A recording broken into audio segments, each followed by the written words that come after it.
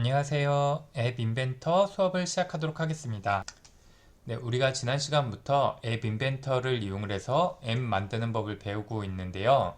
그래서 우리가 앱 인벤터를 만들기 위해서 이 해당하는 사이트에 들어가서 Create App, Start New Project를 클릭하면 우리가 앱을 만들 수가 있었고, 그 중에서도 이제 오른쪽 위에 상단을 보면 디자이너라는 버튼이 있고 블록이라는 버튼이 있었는데, 디자이너 버튼을 누르면 우리가 화면을 어떻게 구성할지에 대한 것을 프로그래밍을 할 수가 있었고, 이렇게 화면 구성을 하고 나면 실제로 이것들을 어떻게 동작할지를 블록 화면에서 우리가 프로그래밍을 할 수가 있었죠. 그래서 우리가 디자인 버튼을 누르냐, 블록 버튼을 누르냐에 따라서 우리가 해당하는 화면으로 이동을 할 수가 있었어요. 그리고 이렇게 다 작성이 된 앱은 상단 위에 보면 빌드라는 버튼이 있었고, 빌드를 눌러서 앱, APK용 QR코드 제공, 이걸 클릭을 하면 쭉 이제 그 프로그램이 완성이 되고 나면 QR코드가 생성이 되는 걸 볼 수가 있었죠. 그래서 이 QR코드를 핸드폰 사진 앱을 통해서 클릭을 해서 우리가 앱을 다운받아서 설치해서 사용을 할 수가 있었어요. 내가 만약에 핸드폰이 없어서 컴퓨터에서 실행을 하고 싶다라고 하면 AI 스타터를 다운받아서 설치를 한 다음에 AI 스타터를 실행을 하고 연결, 에뮬레이터를 눌러주면 우리가 컴퓨터 상에서 앱을 실행을 해볼 수가 있었죠. 그래서 우리가 지난 시간에 해봤던 걸로는 변수를 다루는 걸 해봤어요. 그래서 변수라는 건 자료값을 저장할 때 활용을 하는 거였고, 그래서 앱 인벤터에서는 공통 블록 안에 여러 가지 자료형이 있었는데, 그 중에는 숫자형 자료형, 문자형 자료형, 불린형 자료형이 있었죠. 이렇게 세 가지 타입의 자료형이 있었고, 내가 변수를 만들어서 가져오거나 할 때는 변수 값을 가져올 때는 가져오기를, 변수 값에 어떤 값을 지정을 할 때는 지정하기를 한 다음에 그 뒤에다가 내가 원하는 값을 이렇게 연결을 해주면 되는 거였어요. 그 다음에 내가 이런 변수를 처음에 만들 때는 전역 변수를 만들 수도 있었고 지역 변수를 만들 수도 있었죠. 그래서 전역 변수 만들기를 할 때는 이렇게 전역 변수 만들기 한 다음에 내가 원하는 변수명을 써주고 그 값을 처음에 어떻게 설정을 할지를 이렇게 초기 값을 설정을 해줬었고, 이렇게 처음에 생성이 되고 난 전역 변수를 값을 바꿔주고 싶을 때는 지정하기를 이용을 해서 어떤 다른 변수 값을 가져와서 그 값을 이렇게 넣어줄 수가 있었어요. 네, 이렇게 해서 우리가 지난 시간에 변수를 사용하는 방법을 살펴봤었고, 오늘은 이제 조건문과 반복문, 함수를 배워보려고 해요. 그래서 여러분들이 프로그래밍은 이미 익숙할 거라고 생각을 하는데, 그래서 조건문이라는 건 if문을 이용을 해서 어떤 조건이 맞으면 내가 원하는 것을 실행하고자 할 때 사용을 하는 구조였죠. 그 다음에 반복문으로는 for문이나 while문 같은 게 있었죠. 그래서 어떤 내가 원하는 횟수만큼 그 프로그램을 반복 수행을 하거나 또는 어떤 조건을 주고 그 조건이 만족될 때까지 프로그램이 실행되게 할 수가 있었죠.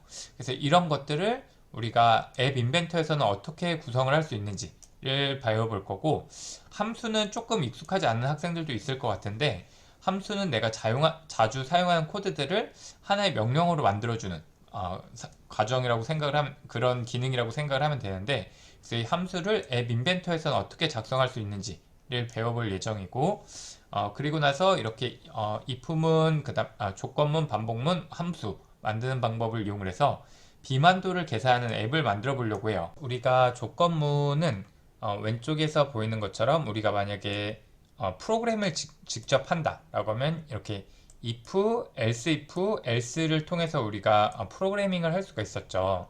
그래서 if 뒤에다가 어떤 조건을 써주고 그 조건이 맞으면 뭔가 동작을 수행하게끔 해줄 때 우리가 if문을 사용을 했었고, 이 if문 말고도 다른 조건을 주고 싶을 때 else if를 사용을 했었죠. 그래서 if에 있는 조건이 맞지 않을 때 그 다음 조건인 else if에 있는 조건을 확인하고 얘가 맞으면 거기에 해당하는 문장이 실행이 되고, 이 모든 조건들이 만족되지 않을 때는 else에 있는 명령어가 실행이 되도록 이렇게 프로그래밍을 해줬었죠. 그리고 이때 else if와 else는 우리가 생략 가능했어요. 그래서 이것이 우리가 앱 인벤터에서는 어떻게 프로그래밍이 되는가를 같이 한번 살펴볼 거고, 이 if문은 공통 블럭에 있는 제어 블럭에 있어요. 그래서 이 제어 블럭에 봐보면 만약 뭐뭇이라면 이라는 게 있는데, 이게 if문에 해당하는 거라고 생각을 하면 돼요. 그래서 어떤 if문 뒤에 조건을 주고 얘가 맞으면 뭔가 수행하고 싶을 때, 그래서 이렇게 만약 어떤 조건을 써주고 이 조건이 만족하면 이라면 실행이라고 뒤에 있는 곳이 실행이 된다라고 생각을 하면 되겠습니다. 만약에 else를 내가 추가해 주고 싶다라고 하면 여기 보면 아니라면이 else에 해당하는 거라고 생각을 하면 되고, else if는 아니고 만약에가 else if에 해당을 한다고 생각한다면 돼요. 그래서 지금 위에 보면 아니고 만약에라는 게 있는데 얘가 else if에 해당을 한다라고 생각을 하면 되겠어요. 이거는 우리가 뒤에서 조금 더 자세히 한번 실습을 해보도록 하겠습니다. 네, 그래서 우리가 앞에서 봤던 if문, else, if문, if else, if else if 이렇게 있는 구조들이 우리가 앱 인벤터에서는 어떻게 되는가를 살펴보면 왼쪽에 보이는 것처럼 만약에 if만 있는 경우를 생각을 해보면 이렇게 만약에 뭐뭇이라면 실행 이렇게 이 구조를 사용을 하면 되고, 그래서 만약에 뒤에 있는 어떤 조건이 만족이 되면 그 아래에 있는 게 실행이 되는 거고, 앞에서 설명했던 것처럼 else 경우는 아니라면 이거에 해당을 하는 거예요. 그래서 만약에 이 만약 뒤에 있는 조건이 만족이 되면 이라면 실행이 동작이 되는 거고, 이 조건이 만족되지 않으면 아니라면에 해당하는 프로그래밍 언어가 이제 실행이 되는 거죠. 그 다음에 또 다른 조건을 주고 싶을 때, 한마디로 else if와 같은 조건을 주고 싶을 때는 이런 구조를 선택을 해주면 되고, 그래서 어떤 조건을 여기 써주고 맞으면 그 밑에 있는 게 실행이 되는 거고, 그렇지 않으면 아니고 만약에 조건을 다시 확인을 하게 되고, 얘가 맞으면 또 얘를 실행하고, 위에 있는 모든 조건이 맞지 않으면 아니라면이 이제 실행이 되게 되는 거죠. 네. 그리고 만약에 내가 else if 조건을 더 여러 개 주고 싶다. 그래서 아니고 만약에 이 조건을 여러 개 주고 싶다면 맨 위에 보면 지금 이 톱니바퀴 모양이 있죠.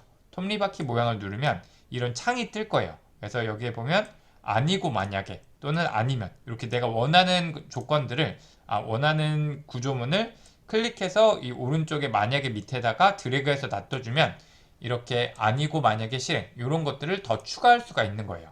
네, 이렇게 해주면 되고, 우리가 사실 이거를 한글로 봐서 좀 더 헷갈리는데 우리가 영어 모드로 해서 보면은 이 제어문 같은 게 컨트롤에 있는데, 여기에 보면 if문, 이 만약에 뭐뭇이라면 실행 이런 것들이 if then으로 이렇게 되어 있어요. if then, else if, 뭐 else 이런 식으로 되어 있어서 우리가 프로그래밍 할 때 익숙한 if라는 표현이 영어 모드로 보면 이 만약이 if문으로 되어 있다라고 생각을 하면 되겠습니다.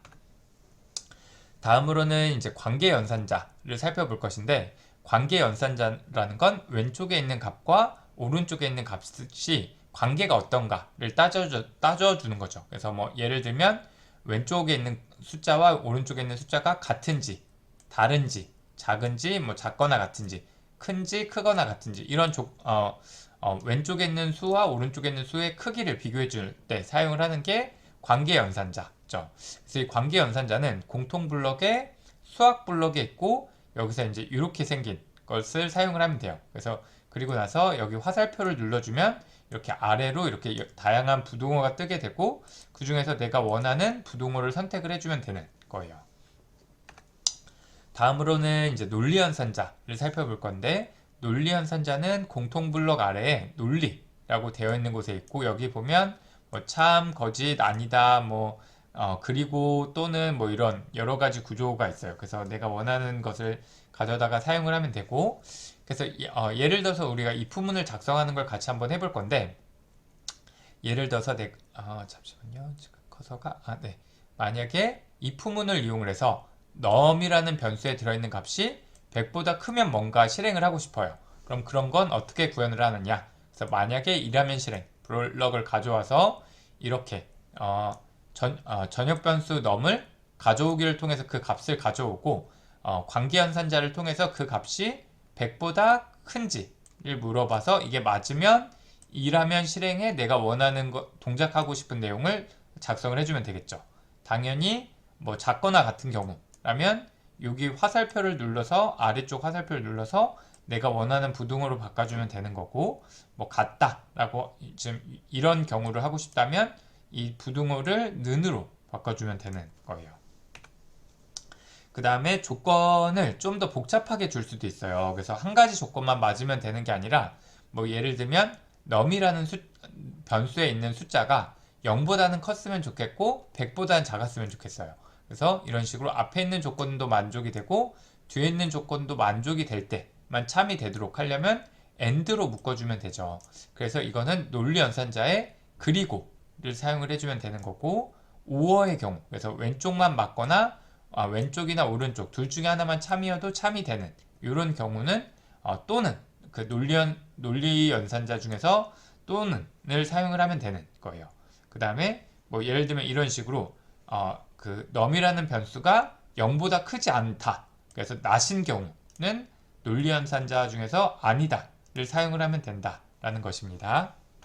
그리고 앞에서 설명한 것처럼 만약에 else if 조건을 좀 여러 가지를 주고 싶다. 그래서 지금 보기에서 보이는 것처럼 만약에 num이라는 변수에 있는 값이 90보다 크거나 같으면 뭔가 실행하고, 그렇지 않은 경우 또 num이 80보다 크면 뭔가 실행하고, 80보다도 크지 않은 경우 70보다 크면 뭔가 수행하고, 이 모든 경우가 만족되지 않을 때, 한마디로 num이 70보다 작거나 작을 때는 else에 있는 문장을 실행하도록 뭐 이렇게 프로그래밍을 해주고 싶다 라고 하면 우리가 블록으로는 이렇게 코딩을 할 수 있다는 거예요.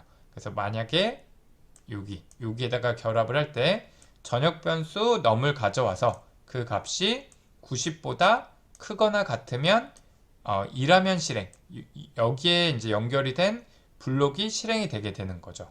그리고 또 다른 조건을 줄 때, 그래서 else if에 해당을 하는 것은 아니고 만약에다가 이제 이렇게 결합을 해주면 되는 거고, 그래서 얘가 맞으면 그 밑에 있는 문장이 실행. 또 다른 조건을 줄 때는 아니고 만약에를 해주면 되는데, 지금 이렇게 아니고 만약에가 여러 줄이 있는 게 없을 거예요. 그래서 그거는 앞에서 잠깐 설명했던 것처럼 톱니바퀴 모양을 눌러서 추가를 해주면 된다라고 했었죠. 그리고 이 모든 조건이 맞지 않을 때, 한마디로 else 조건일 때는 아니라면에다가 해당하는 블록을 연결해주면 된다라고 했었죠. 이렇게 해서 우리가 앱 인벤터에서 조건문을 어떻게 사용할 수 있는지를 살펴봤고, 조건문이라는 게 if문을 어떻게 사용할 수 있는지를 알아봤죠. 그래서 여러분들이 아는 것처럼 원래 우리가 프로그래밍을 할 때는 스위치문도 있는데 앱 인벤터에서는 스위치문은 따로 없어요. 그래서 여러분들이 스위치가 필요한 경우는 그냥 if문으로 다 작성을 해줘야 된다라고 생각을 하면 되겠습니다. 다음으로는 반복문을 살펴보려고 하는데, 여러분도 반복문이 두 가지가 있는 것을 알고 있죠. 그래서 for문을 이용을 할 수도 있고 while문을 이용을 할 수도 있어요. 두 개가 좀 장단점이 있었는데, for문 같은 경우에는 어떤 횟수를 가지고 내가 이 for문을 10번 반복하겠다 뭐 이럴 때 사용을 하는 거였고, while문 같은 경우에는 어떤 조건을 주고 조건이 만족되지 않을 때까지 실행하게 할 때 많이 사용을 했었죠.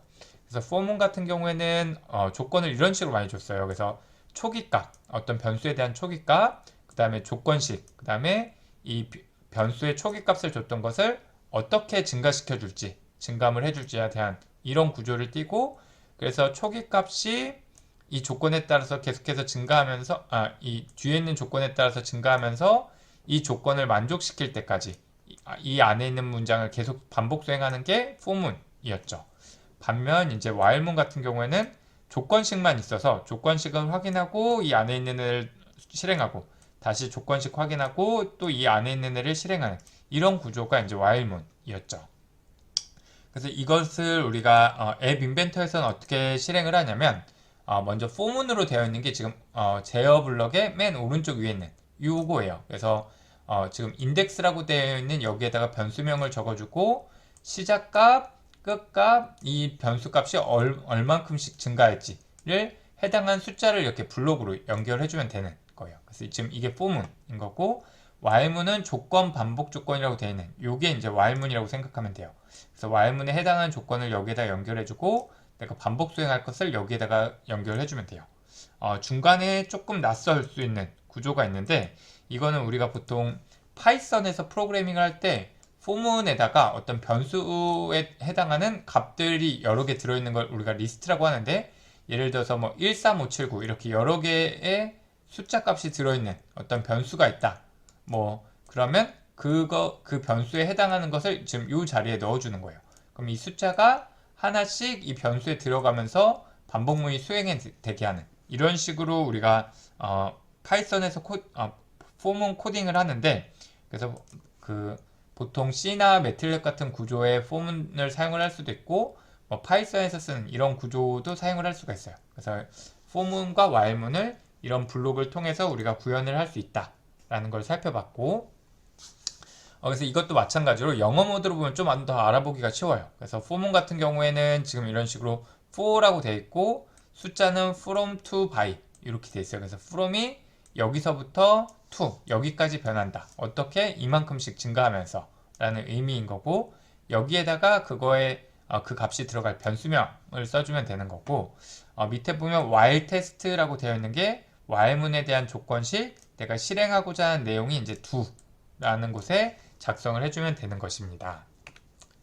네, 다음으로는 이제 함수 작성하는 방법을 살펴보려고 하는데 함수는 여러분들이 조금 덜 익숙할 것 같아요. 그래서 다시 한번 좀 살펴보면 예를 들면 내가 자주 사용하는 코드가 있어요. 그럼 그거를 그때그때마다 계속 동일하게 작성을 해주면 귀찮겠죠.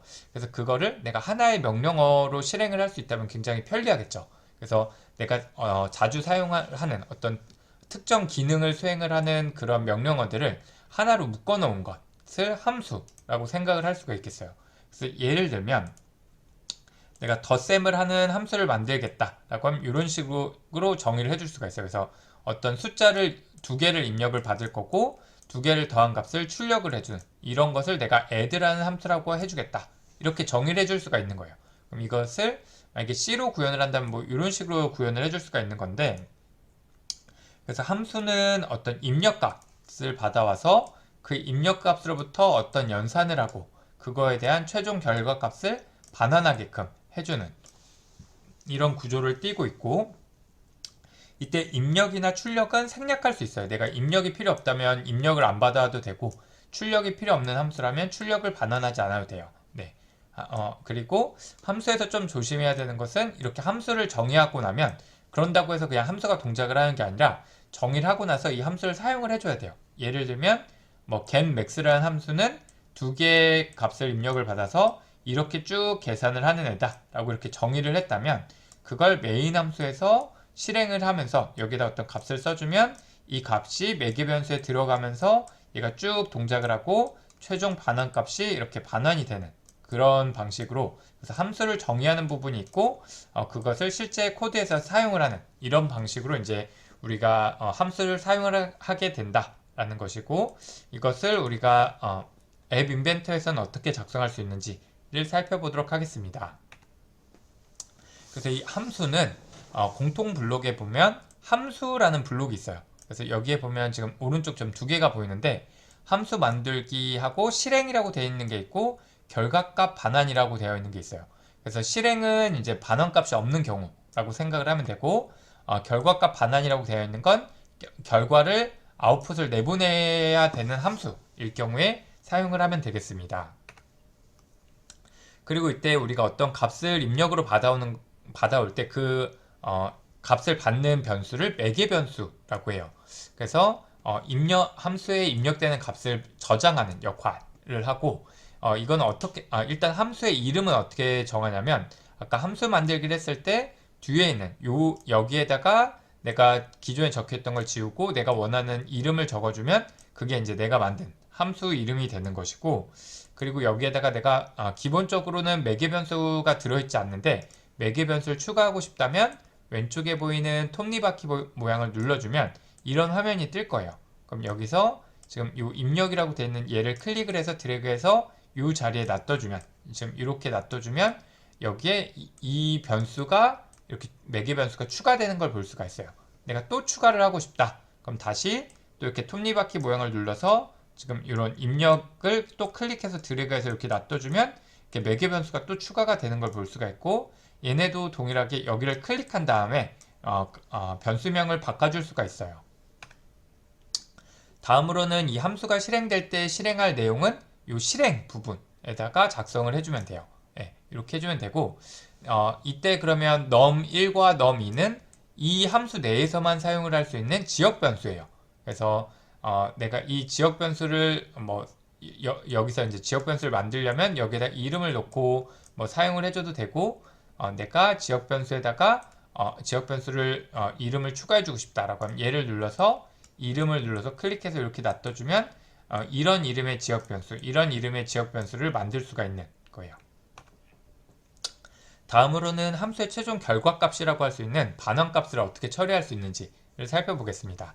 그래서 반환값이 있는 함수를 만들 때는 처음에 그 함수 블록에서 함수 만들기 밑에 결과값 반환이라는 게 있는 블록을 가져와야 되고 이곳에다가 이렇게 어떤 연산한 결과가 저장이 되게 해주면 이 값이 이 함수의 최종 결과값이 되는 거다 라고 생각을 하면 되겠습니다. 이렇게 함수를 작성을 하고 나면 함수를 호출을 해서 사용을 해야 된다고 했었죠. 함수를 호출하는 블록은 공통 블록의 함수에서 함수를 호출하기를 사용을 하면 돼요. 그래서 내가 작성한 이 함수를 가져다가 클릭해서 사용을 하면 됩니다.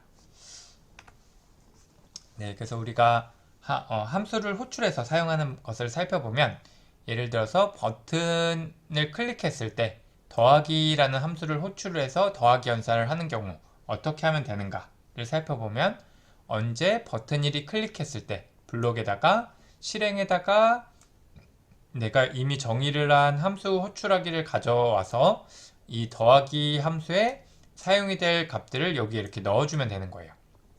그럼 클릭했을 때 이 더하기 함수가 호출이 되고 거기에 입력으로 num1에는 20, num2에는 10이 들어가서 연산이 수행이 되게 되겠죠. 네, 물론 당연히 이렇게 하면 아무 일도 일어나지 않겠죠. 이 값이 변화에 대해서 뭔가 동작을 하게 프로그래밍을 해줘야 될 텐데 지금은 예제로서 이 함수 호출을 어떻게 하는지를 살펴본 것이고 만약에 이 함수에 반환값이 있다면 앞에서 봤던 이 블록 중에 call이라고 되어 있고 이렇게 왼쪽에 이렇게 튀어나와 있는 이 블록을 사용을 하면 됩니다.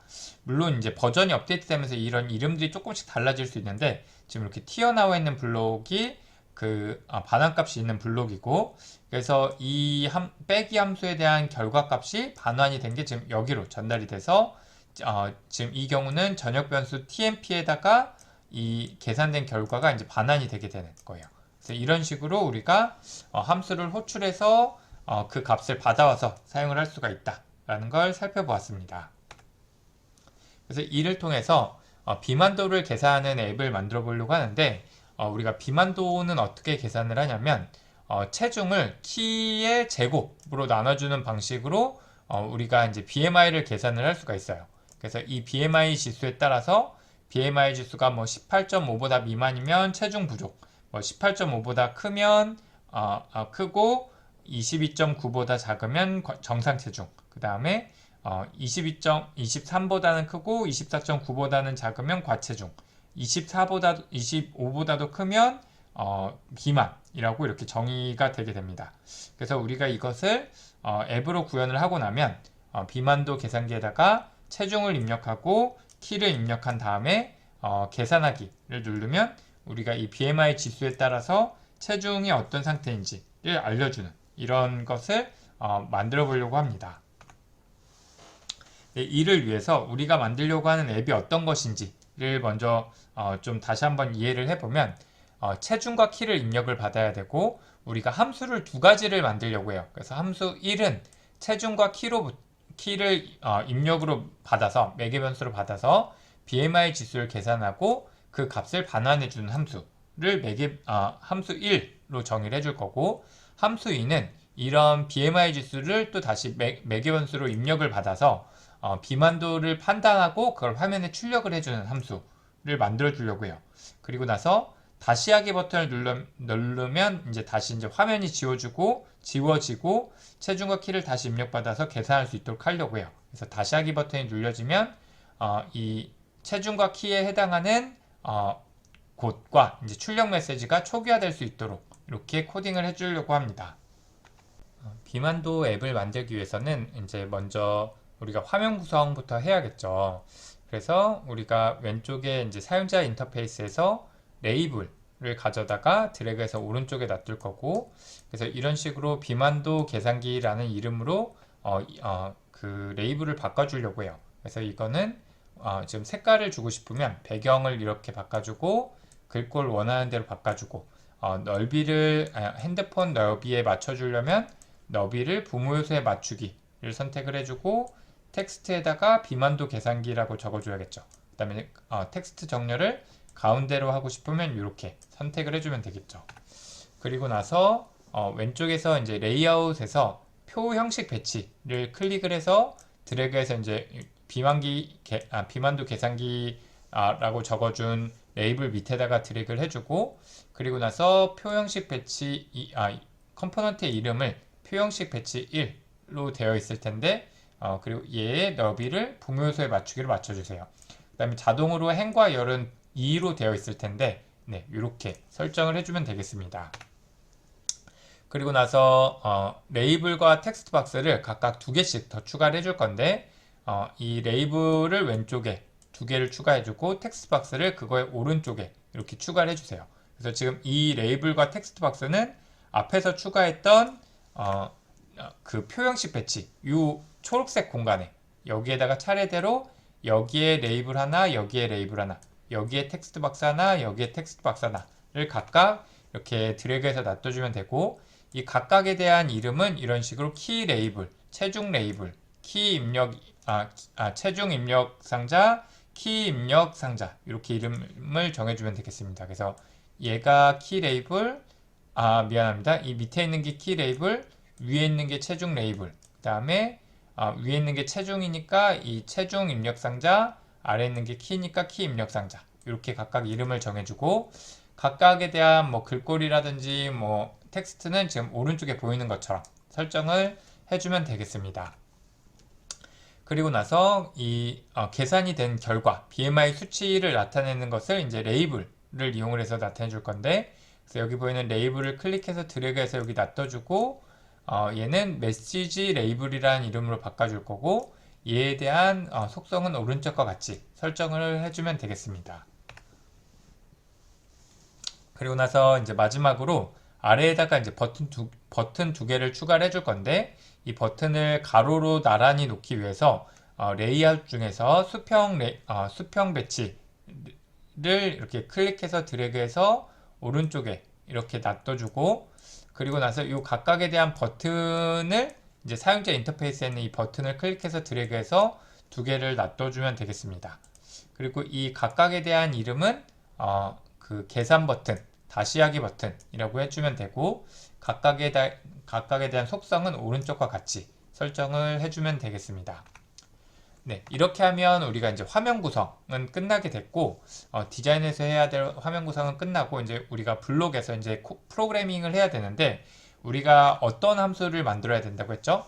2개의 함수가 필요하다고 했는데, 첫 번째 함수에서는 체중과 키를 입력으로 받으면 BMI 지수를 계산해서 그 값을 반환해주는 함수를 만들어줘야 되고, 함수 2는 이런 BMI 지수를 입력으로 넣으면 그 조건문을 이용을 해서 나의 비만 정도를 판단해서 그것을 화면에 출력해주는 함수라고 생각을 하면 되겠습니다. 그러면 우리가 이제 계산 버튼 클릭하기, 계산 버튼을 누르면 그때 어떻게 동작을 해야 되냐면, 계산 버튼이 클릭이 되면 사용자가 입력한 키와 체중의 값을 함수 1에다 전달을 해주고, 그럼 함수 1은 그거에 해당하는 BMI 지수를 반환을 해주게 되고, 그럼 함수 2에다가 이 BMI 지수를 전달을 해주고, 그러면 이 함수 2에서는 그거에 해당하는 값을 화면에 출력을 해주면 되게 되겠죠. 네, 그래서 이렇게 해서 우리가 이제 블록 코딩을 해보려고 하고, 그것을 위해서 우리가 먼저 함수 1을 만들어 볼게요. 그래서 함수 1은 입력을 2개를 받아야 되고 결과값을 반환을 해줘야 되죠. 그래서 우리가 함수 블록에서 결과값 반환이 있는 함수 만들기를 가져와 주면 되고, 그 다음에 함수 이름은 이렇게 BMI calc라고 적어줬어요. 캘큘레이터 약자로. 그 다음에 매개 변수를 2개를 추가를 해줬는데 각각 weight, height라는 이름으로 정해줬고, 그 다음에 결과값 반환을 할 부분에다가 BMI 지수를 계산을 해서 이렇게 전달을 해주게끔 이렇게 코딩을 해주면 돼요. 그럼 이게 각각 왜 이렇게 돼 있는가를 살펴보면 계산된 결과를 BMI라는 변수명으로 반환을 해주려고 해요. 지금 그래서 지역 변수 만들기를 한 다음에 BMI라고 이제 변수명을 설정을 해주고 맨 처음엔 0으로 초기화를 해줬어요. 그리고 나서 BMI 지수가 어떻게 계산이 된다고 했죠? 키의 제곱으로 몸무게를 나눠주면 돼요. 그래서 우리가 이런 수학 블록과 이제 변수 가져오기를 이용을 해서 웨이트를 키의 제곱으로 나눠주면 되는 거예요. 그래서 지금 여기서 파란색으로 표시가 된 게 이제 이런 수학 연산들은 수학 블록에 있고 가져오기 이거는 이제 변수죠. 변수 값을 가져오는 거고 얘도 지역 변수를 만드는 거니까 얘는 변수에서 가져오면 돼요. 그 다음에 함수 2를 만들 건데 함수 2는 BMI 지수를 입력으로 받아와서 이 값에 따라서 비만인지 아닌지를 화면에 출력을 해주는 거였죠. 그래서 얘는 반환값이 없는, 그래서 앞에서 봤던 이런 게 아니라 이런 입력이 필요 없는 이 실행이라는 함수 만들기를 가져오면 되고, 이거에 대한 이름은 display BMI라고 정해줬고, 매개 변수가 하나 필요해서 매개 변수는 이 톱니바퀴를 눌러서 추가해주면 된다고 했죠. 그래서 BMI라는 매개 변수를 추가를 해줬고, 실행할 내용에다가는 지금 이런 식으로 작성을 해줬어요. 왜 그러냐면 우리가 앞에서 봤던 BMI 지수에 대한 비만도는 이렇게 판별할 수 있어서, 그래서 우리가 한번 살펴볼까요? 지금 여기서 아니고 만약에는 이 톱니바퀴를 눌러서 계속 추가를 해준 거예요. 그래서 BMI 지수를 가져와서 만약에 18.5보다 작으면 지금 뒤에 좀 복잡할 수 있는데 뒤에 있는 내용을 메시지 레이블의 텍스트 값으로 지정을 해줘라 라는 거예요. 한마디로 다시 한번 정리를 해보면 지금 여기 이 조건에 해당을 하면 메시지 레이블에 얘를 출력을 해주고, 만약에 이 BMI 지수가 18.5보다 작지 않으면 그래서 18.5보다 크고 22.9보다 작으면 얘로 메시지 레이블을 작성을 해줘라 라는 거고, 만약에 얘보다 크고 얘보다 작으면 얘로 설정을 해줘라, 뭐 이렇게 코딩을 해준 거예요. 그래서 그럼 이 뒤에 있는 게 뭔가를 설명을 해줄 건데, 그러기 전에 사실은 18.5보다 작지 않으면 이 조건을 확인을 하는 거기 때문에 18.5보다 크냐는 사실 생략해도 돼요. 근데 우리가 이렇게 해준 이유는 그리고를 써보려고 이렇게 한 거고, 사실은 지금 이 부분도 필요가 없고 지금 이 부분도 굳이 필요가 없어요. 왜냐면 이 위에 있는 조건을 만족하지 않을 때만 밑에 있는 조건을 확인하는 거라. 하지만 그걸 다시 한번 쓰고 그리고로 이제 연결을 해준 것은 이 그리고라는 논리 연산자를 사용을 해보려고 추가를 해준 거예요. 하지만 사실은 지금 여기는 이제 생략을 해도 가능한 거다라는 거예요. 그래서 사실 좀 불필요한 코드예요. 여기를 보면 이제 합치기라고 되어 있는데 얘는 지금 텍스트 블록에 있어요. 그래서 지금 얘는 어떤 거냐면 이 문자열과 이 문자열을 하나로 합쳐줘라 라는 거예요. 그래서 얘를 보면 BMI라는 문자열이 있고, 이 가져오기 BMI는 실제 숫자 값을 가져오는 거고, 그리고 이 문자열, 그래서 지금 얘를 합치면 어떻게 되느냐, 실제 BMI 숫자가 얘 뒤에 나타나고 체중이 부족인지 정상인지 과체중인지가 이 조건에 따라서 해당하는 체중 부족, 정상, 과체중, 비만이 출력되도록 코딩을 해준 거예요. 네. 그래서 이렇게 하고 나서 여기까지 이제 우리가 함수 1과 함수 2를 정의를 해준 거죠. 그럼 여기까지만 하면 아무것도 동작을 안 한다고 했어요. 어떻게 해야 동작을 하느냐? 함수를 호출을 해야 그 함수가 실행이 된다고 했죠.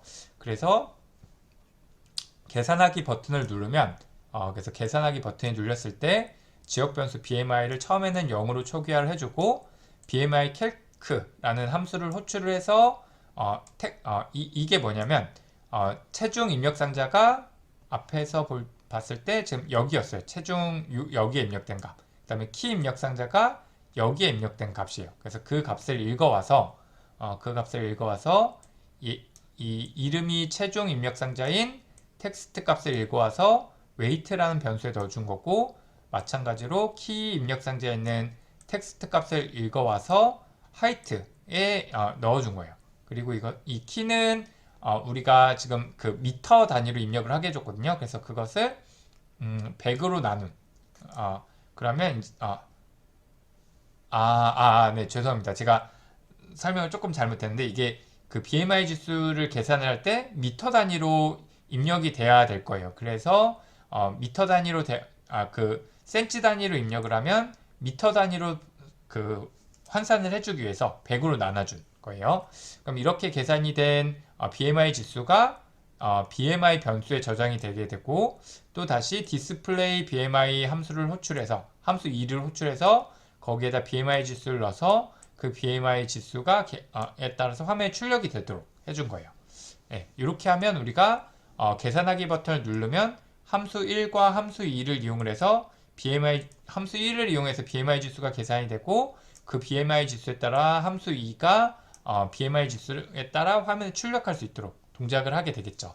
그 다음에 다시 하기 버튼을 누르면 앞에서 사용자가 입력을 했던 최종 입력 상자나 키 입력 상자, 그 다음에 최종 결과값이 출력이 됐던 메시지 레이블의 텍스트 값을 이렇게 비어있는 것으로 바꿔주고 메시지 레이블은 물음표로 바꿔줘라 라는 거예요. 네, 크게 어렵지 않죠.